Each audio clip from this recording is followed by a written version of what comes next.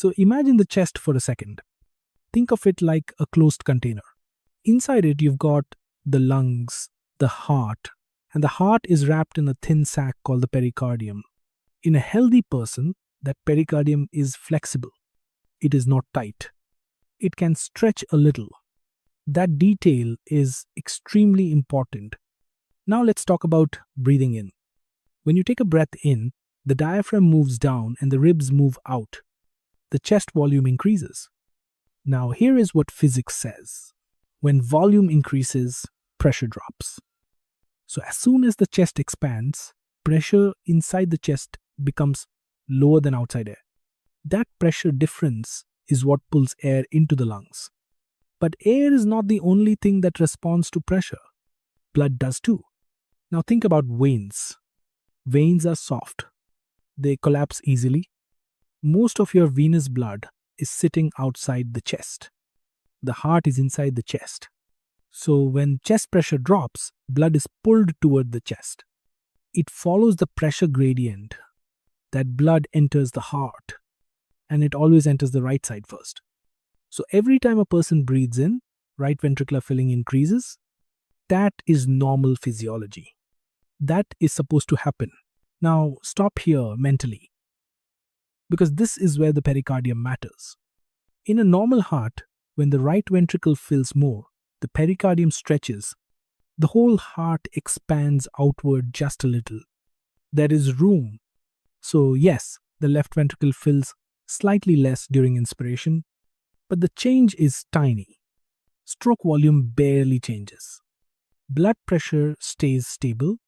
That is why healthy people do not notice blood pressure changes when they breathe. So normal physiology looks like this. You breathe in, chest pressure drops. Blood rushes into the right heart. The pericardium stretches. Both ventricles fit. Blood pressure stays steady. Now let's break the system. Now imagine cardiac tamponade.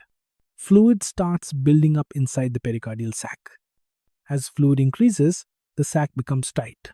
Now the pericardium cannot stretch. So the heart is no longer in a flexible space. It is trapped in a fixed box. Here is the key point. Breathing has not changed. The diaphragm still moves down. Chest pressure still drops.